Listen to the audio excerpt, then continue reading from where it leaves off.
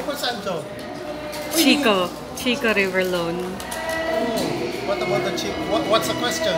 Sir, kasi nakalagay dun sa waiver na isa sa mga i-waive yung immunity, patrimonial asset. Now, Justice Carpio said that patrimonial asset could be the reed bank. Tingin niyo po ba pwede nating mag-give up yung reed bank kapag nag-default tayo sa loan sa Chico River? I think that's kind of far-fetched for two reasons. Unang-una, maliit lang yung loan eh. Kaya-kaya naman bayaran yun.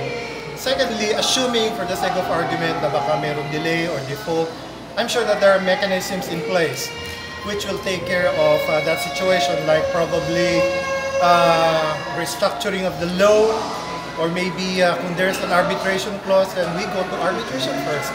So yung matter of attaching or levying on properties belonging to the nation, medyo talagang, in my opinion, kind of far-fetched. Pero sir, yung China Arbitration Commission yung mag-govern nung loan agreement, ano kung tingin niyo? Disadvantages po ba on the part of the Philippines? Well, we have to assume that yung arbitration panel na yon would have to be fair. And besides, even if there's an arbitration ruling or award, and it will have to be enforced in the Philippines, then an arbitral ruling will have to be validated by a Philippine court. So hindi yung diretsong enforcement agad.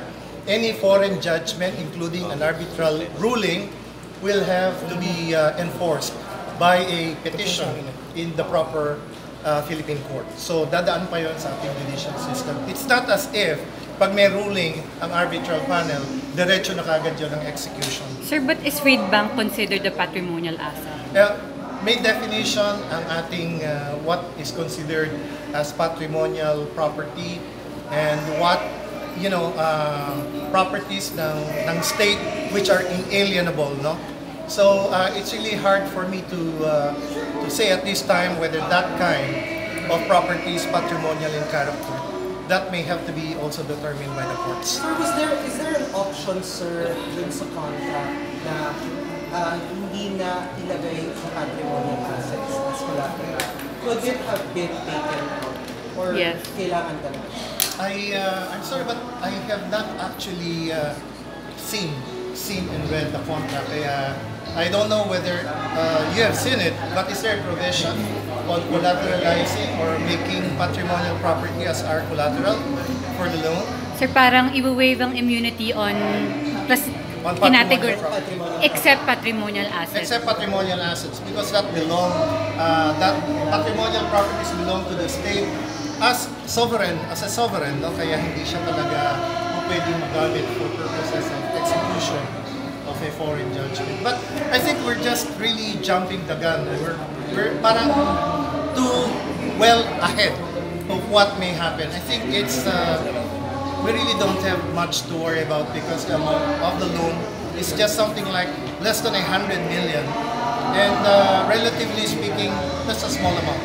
Sir, in terms of our total foreign debt. Sir, siguro rephrase ko yung tanong ni Dano. Parang sabi kasi ng ibang lawyer, it makes them uncomfortable na napaka-ambiguous nung mga sinabi sa waiver clause. Could it have been explicitly said na hindi natin i-give up territories like reed bank? Sana well, we don't know exactly who drafted that contract. It could have been drafted by the Chinese side. Kaya baka hindi masyadong klaro rin ang language. But my understanding is that basically parang standard commercial contract yan, standard loan contract. And parang wala naman, according to the Department of Finance, nothing unusual about this contract. It's something like a template that has been used for many other loan agreements. So I guess we're just really worrying too much. I don't think we even have to think about that problem in the future because the intention of the government is to honor all of its loan obligations. And that one is a small amount, if you're going to ask me. Considering the total amount of our foreign indebtedness, that's just a small amount. Kayang-kayang bayaran ng Pilipinas siya. Sir, but the DOJ, if it reaches the point na hihingan kayo ng legal opinion, the DOJ would not give up like territories like Guevarra? Well, if our opinion is asked, the first thing that I need to do is to study the contract. Unfortunately, you're asking me about something that I have not read. So medyo I'm quite wary about making specific answers to your questions, but I go by general principles of law that I know. Right? So maybe if you allow me to read that contract first, then you can throw any specific question to me. You can just text me as you normally do.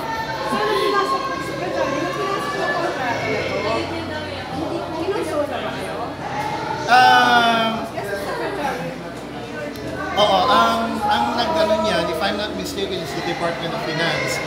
The Department of Finance ang kasama sa negotiation of that loan agreement. But I think there are certain loan agreements that have to pass through the Department of Justice as one of the requirements. No?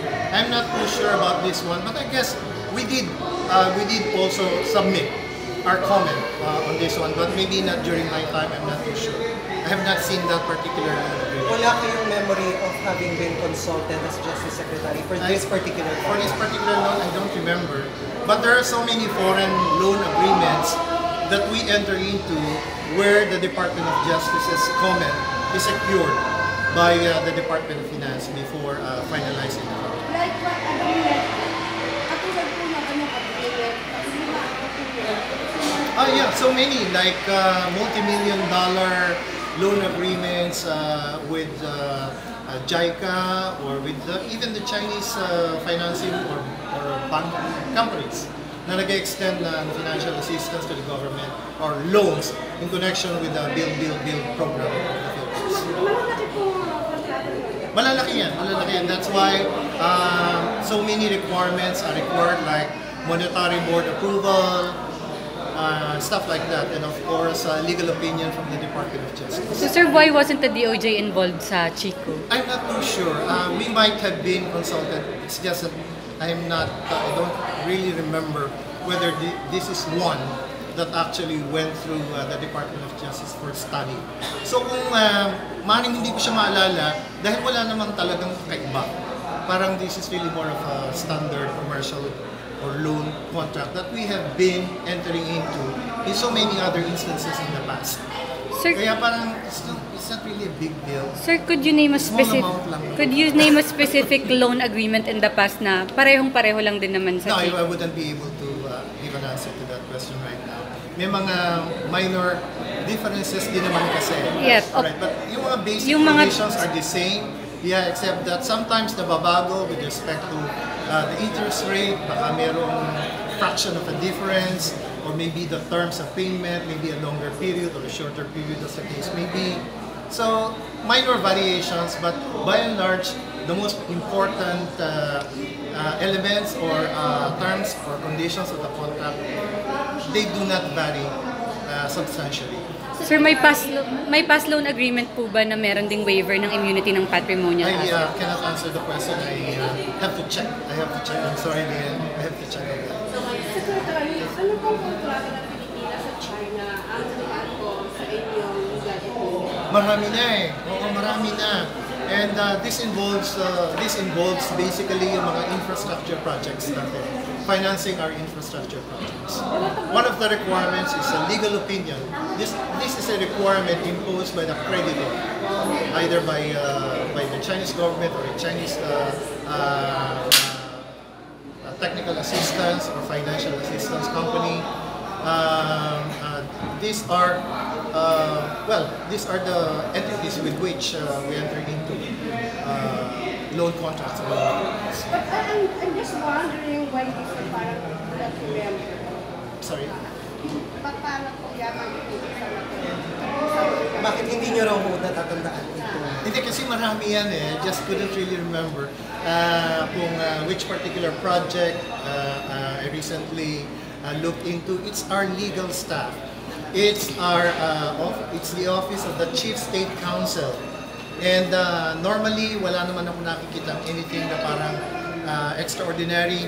And I sign as Attorney General in my capacity as Attorney General.